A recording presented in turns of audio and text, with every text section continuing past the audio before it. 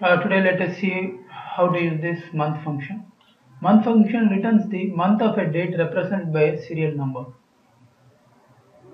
The month is given in an integer ranging from 1 to 12.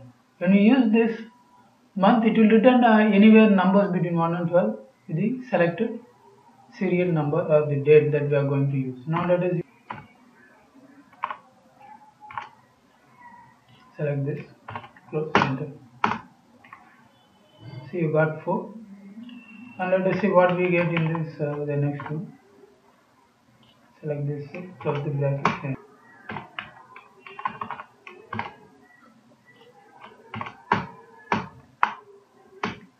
So 12.